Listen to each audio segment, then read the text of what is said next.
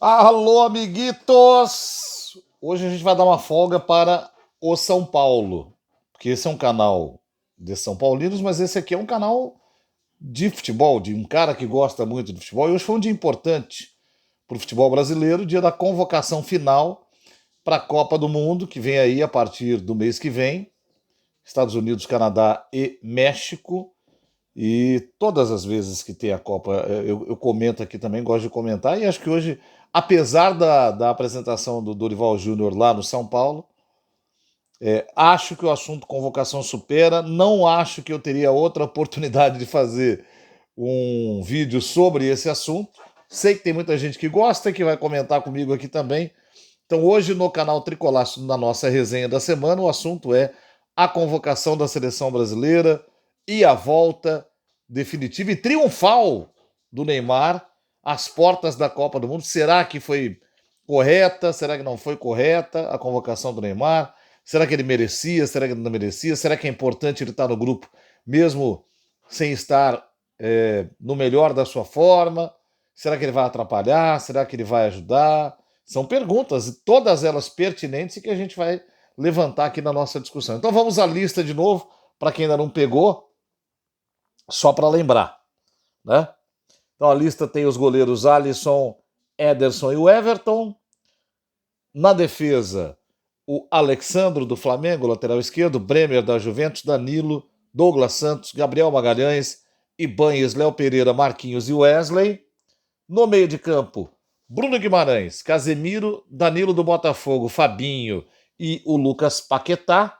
E no ataque, Endrick, Martinelli, Igor Thiago, Luiz Henrique, Matheus Cunha, Neymar, Rafinha, Ryan e Vini Júnior. Essa seleção brasileira que daqui 10 dias, não, 18 hoje, 12 dias vai se despedir do Brasil no amistoso contra o Panamá. Depois, nos Estados Unidos, tem outro amistoso antes da Copa do Mundo começar, e a concentração já vai estar sendo feita, e dia 13 o Brasil estreia contra o Marrocos, já pauleira logo de cara, e depois joga contra o Haiti. Vamos lá. Hoje na Band FM, aliás, eu sugiro que quem quiser assista, foi um baita de um papo, vai lá no YouTube da Band FM. A gente conversou com o Fernando Fernandes, repórter da Band, da TV Band, atualmente apresentador do Esporte Total, à 1 da manhã na Band, que puta, programa bem visto pra caramba nesse horário, e que no rádio, na Bandeirantes, apresenta o Mundo dos Esportes aos sábados à tarde. O Fernandinho foi repórter da Seleção Brasileira entre 1989 e 2022, então por aí você tem uma noção do quanto ele conhece do ambiente de seleção brasileira. E a gente já chamou ele para outros papos a respeito do assunto lá, e claro, hoje não podia ser diferente, porque foi o dia da convocação final, com um detalhe: ele é um declarado pró-Neymar da convocação da seleção brasileira, e foi chamado para falar da convocação como um todo, mas evidentemente também do Neymar. E ele disse o seguinte no final, que me surpreendeu, porque o Fernandinho é um torcedor da seleção brasileira, ele mesmo fala isso. Ele diz assim: perguntei, Fernandinho, tirando o Neymar, que a gente já sabe, então, esse time é bom? Ele falou, é o pior das 3 últimas Copas. Ele não me respondeu se o time era bom ou não. Eu insisti na pergunta e falei, ok, entre os times das 3 últimas Copas, mais ele é o pior, é o menos bom entre 22, 18 e 14. Mas ele individualmente, isoladamente é bom? Aí ele respondeu de novo de forma muito inteligente: ainda não é um time. E é verdade, ainda não é um time. Só surgirá um time a partir dos trabalhos de treinamento que serão feitos a partir do dia 27, quando esta seleção se reunir pela primeira vez na Granja Comari em Teresópolis, e de lá partir para o trabalho da Copa do Mundo. É nesse período que o Ancelotti vai treinar o time, observar jogadores, tentar aglutinar esses caras e, a partir daí, começar a formar um time. Então, o brasileiro que gosta de acompanhar futebol e a seleção só vai saber qual é o time e se nós temos um time no dia 31, quando o Brasil enfrentar o Panamá. Imagino. Para valer, o brasileiro só vai ter noção do que é um time completo no dia da estreia, 13 de junho. Até lá a gente não vai ter muita noção do que é. E vai ter especulação para todo lado. Porque esse ciclo da seleção brasileira foi muito ruim. E é curioso, né? O Brasil fez 2 ótimos ciclos com o Tite. E como brasileiro adora criticar a seleção brasileira, quando a gente lembra que o Tite só perdeu um jogo nas 2 eliminatórias somadas entre 2018 e 2022, as pessoas dizem, também eliminatória sul-americana, queria ver se fosse da eliminatória da Europa. Aí quando o Brasil fica boa parte do período de eliminatórias para 2026 na 7ª colocação, demora para chegar no 6º e se classifica só em 4º lugar, e no final, e você pergunta, mas se as eliminatórias da América do Sul são tão fáceis assim, por que o Brasil encontrou tanta dificuldade dessa vez? O que mudou? Porque a base de jogadores, especialmente de 2022 para cá, não é tão diferente assim. O que mudou? Ninguém sabe responder. As pessoas dizem, não, os jogadores são fracos. Não, porque, veja bem, não, o ciclo foi mal feito. O que é ciclo mal feito? Você começa com o Ramon Menezes assumindo a seleção quando o Tite sai, o que é uma completa viagem, porque ele era técnico da seleção sub-20, e a seleção sub-20 teve alguns bons resultados. A seleção sub-20 não chegou nem a ganhar torneio e jogava um futebol muito irregular. No entanto, entenderam que isso podia fazer com que o Ramon fosse para a seleção principal.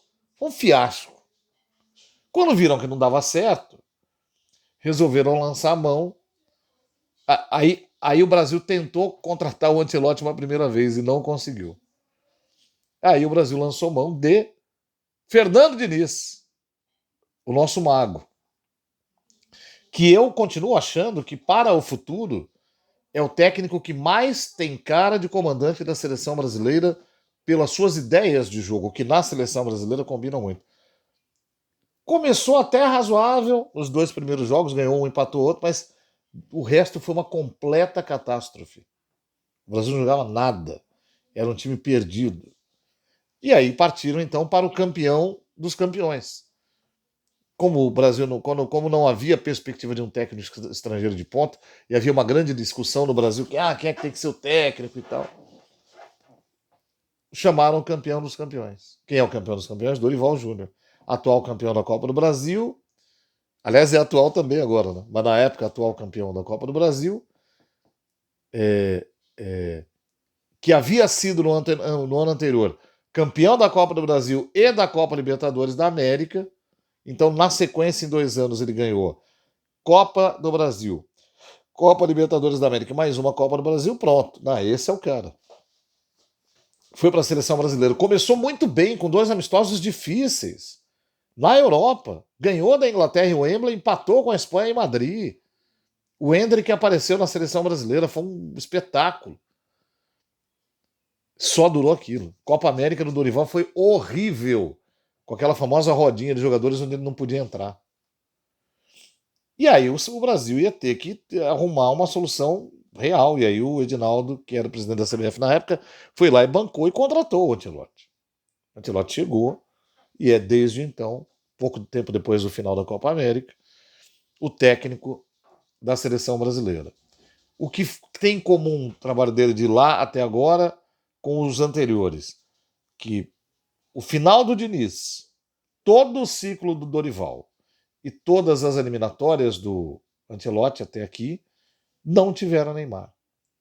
E mais, foi um período onde vários jogadores se machucaram gravemente, tiveram dificuldade de voltar, outros envelheceram, muita gente foi experimentada e o Brasil não conseguiu formar um grupo de jogadores que você possa dizer, não, a seleção brasileira é esse.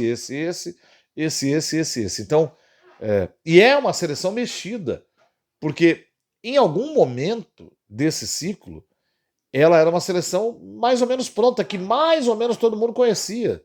Né? Alisson, Militão, pelo lado direito, Marquinhos, Gabriel Magalhães.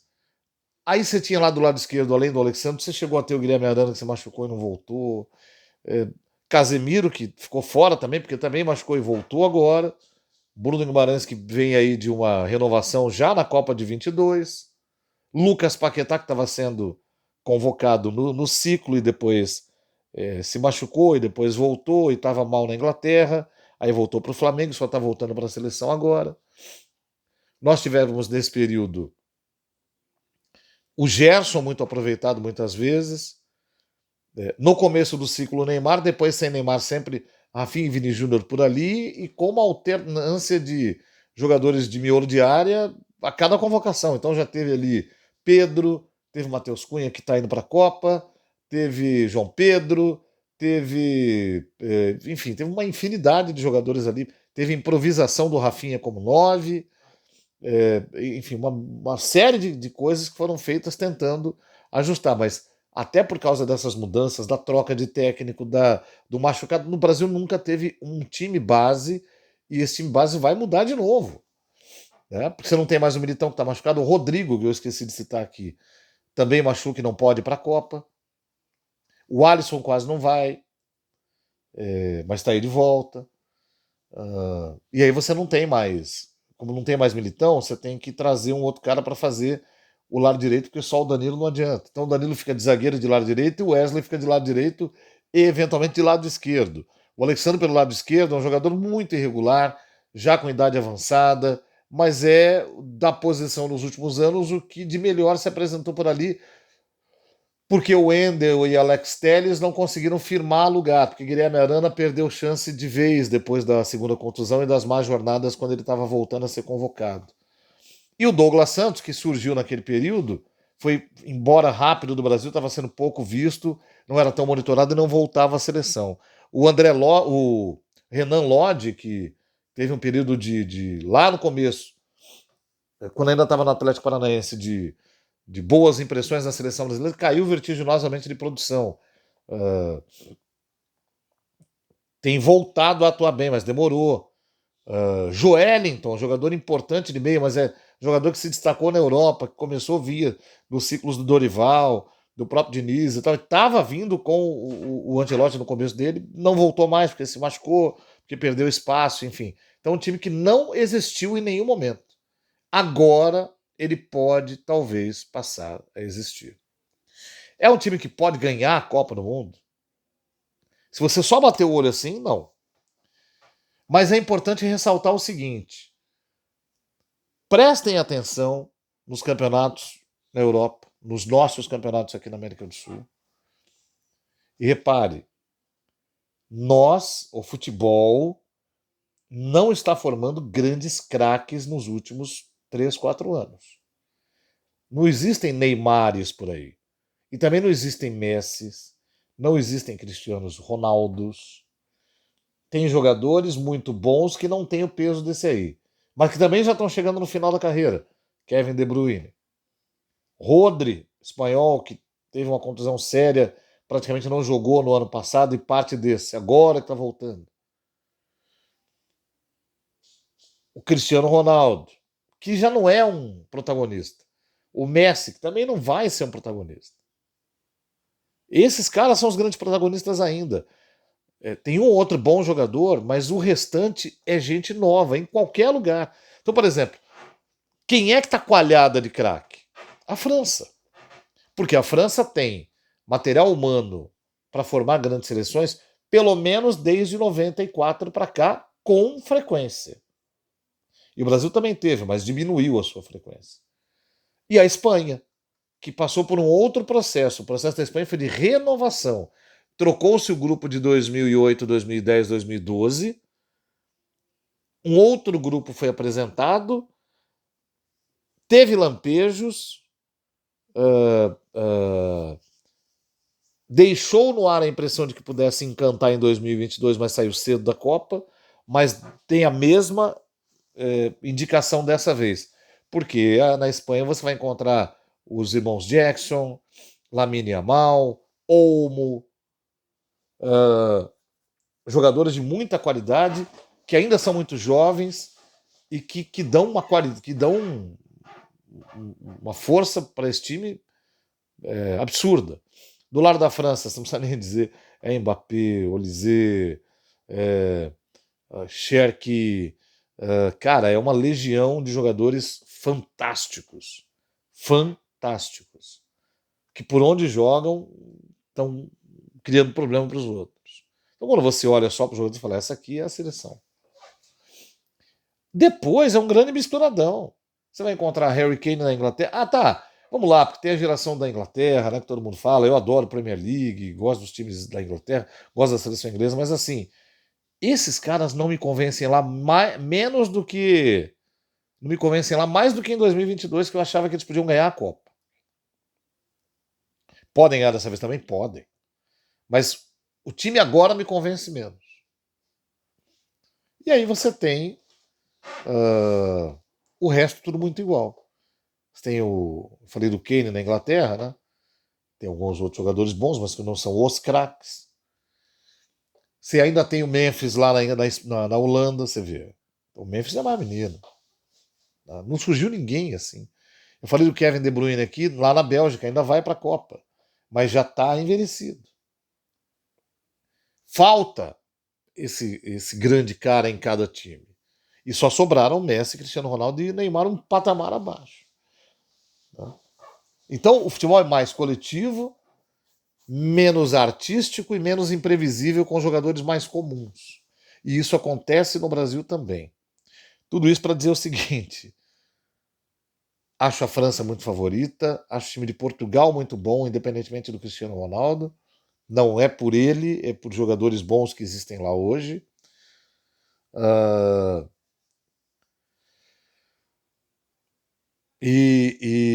Mas assim, futebol, cara. É jogo jogado, é jogo a jogo. Pode acontecer do Brasil fazer como fez a Argentina lá. Em 2022 chega, ninguém dá muita trela, porque para a Argentina só foram dar trela no final do ciclo, porque as eliminatórias da Argentina foram muito ruins. Mas foi a primeira vez que o argentino abraçou o Messi, para valer, porque até então ele era tratado até como não argentino, e acabou dando certo. Aliás, o brasileiro passa por isso também, né? Muita gente hateia aí o Neymar à vontade, né? Mas tem um grupo aí que resolveu meio que abraçar o Neymar. De repente, esses caras dão uma moral pro cara que pode ajudar a gente a ganhar esse troço aí. Mas assim, no pelo ali, acho difícil, apesar de eu acreditar muito no título. Mas assim, por uma análise muito mais séria e tal, eu não acredito. Mas tudo pode acontecer mesmo, literalmente. Ah, tem a questão do Neymar, que eu entendo duas coisas. Acho que, se você pegar as entrevistas coletivas do Ancelotti e puser tudo para ouvir de novo, que eu vi muita gente dizer, ele sucumbiu, ele demonstrou que não tem firmeza, ele foi pressionado e caiu. Todas as entrevistas coletivas do Ancelotti, quando perguntado sobre o Neymar, ele respondeu rigorosamente a mesma coisa. Ele nunca disse não vou levar o Neymar. Ao contrário, estava sempre muito mais perto de levar do que de não levar. Ele dizia assim: o Neymar eu conheço. Todo mundo sabe o grande jogador que ele é. Se ele estiver fisicamente 100%, eu tenho que convocá-lo. Essa é a frase do Ancelotti, repetida a exaustão. Ele nunca disse não gosto do Neymar, não quero levar o Neymar. Nunca produziu aquele noticiário de meio que de escondidinho, né? Que aparece alguém com. Ah, eu ouvi falar, então nunca. Ele nunca prometeu nada e nunca disse não vou levar. As pessoas deduziram que por ele não chamar, em alguns momentos quando ele até já havia voltado, que ele não vai levar. Sei que lá, com o Ancelotti ninguém brinca, tal. Mas ele nunca disse que não ia levar. E segundo aspecto do Neymar, se perguntassem para mim, eu disse isso hoje no programa e disse aqui no Instagram também. Eu vejo jogos do Neymar no Santos. O Neymar, hoje não faz diferença. Quando digo não faz diferença, não é que ele joga, entra em campo e não aparece. Ele aparece. Mas ele não consegue protagonizar o jogo. Ele tem dificuldade em ser o líder do jogo, líder técnico, e tem muitos jogos onde ele não aparece. O jogo de ontem foi assim. Primeiro tempo muito fraco do Santos, ele sucumbiu junto com o time. E depois teve ainda a confusão das placas e tal. E tem sido uma constante. É difícil, o jogo do Grêmio foi bom, mas é difícil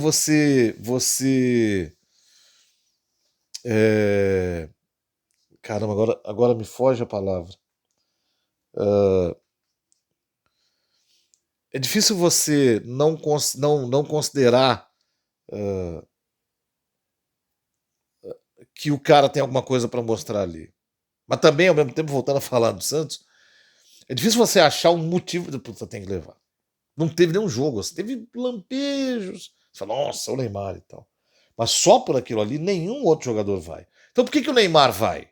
Mesmo eu achando qual foi a minha fala? Foi assim, eu acho que ele não vai fazer diferença para o time. Quando eu digo não vai fazer diferença, assim, ele não vai apresentar em campo mais do que o próprio time já apresenta, não porque ele não é bom, mas porque ele não consegue. É outro ritmo, é outra velocidade. Eu acho que ele vai ter dificuldades.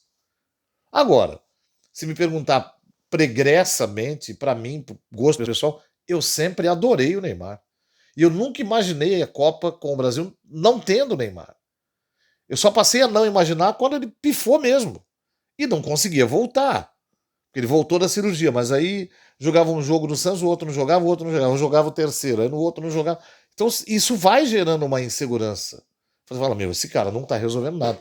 E aí tem aquela que as pessoas usam assim, né? Não, mas é que no Santos os companheiros dele são ruins. Aí você fala, mas por que você quer que ele vá para a seleção brasileira? Não, porque o time é muito fraco. Bom, mas se o time é muito fraco e ele tem que ir porque ele é o bom, por que num time também muito fraco ele não é o bom? Aí eu sou obrigado a concluir aquilo que eu mesmo sempre falei. O time do Brasil não é esta porcaria que falam que é. Mas é um time menos estrelado do que outros times foram. Porque hoje o futebol coletivo prevalece sobre o futebol de craques individuais. E nessa de coletivo, os jogadores brasileiros que hoje estão na lista do Ancelotti indo para a Copa do Mundo cumprem muito bem as suas funções neste ambiente coletivo. O Martinelli é assim, o próprio Gabriel Magalhães é assim lá no Arsenal.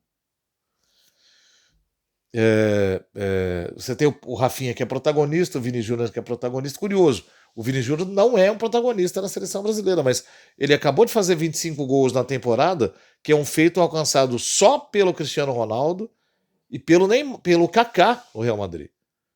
Dentro de uma mesma temporada, 25 gols marcados no Santiago Bernabéu.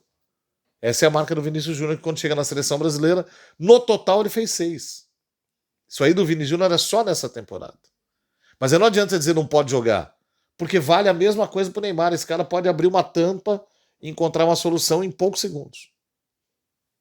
Então, com relação a isso, eu concordo com quem pede. Ele tem todos esses atributos. E eu não estou achando que está errado, não. Só acho que ele não vai conseguir surpreender ninguém. Se conseguir, eu vou ficar feliz, porque ele realmente pode apresentar coisas mais interessantes que os outros. Mas eu não acredito. Mesmo estando lá. Mesmo já estando lá. Talvez com massagem, talvez com um tipo de preparação mais específica para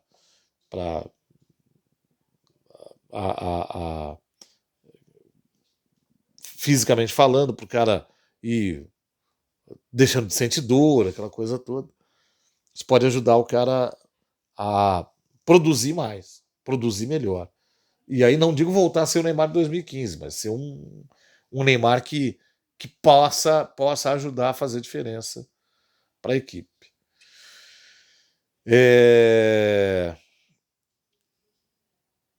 Acho que é bem isso, caras.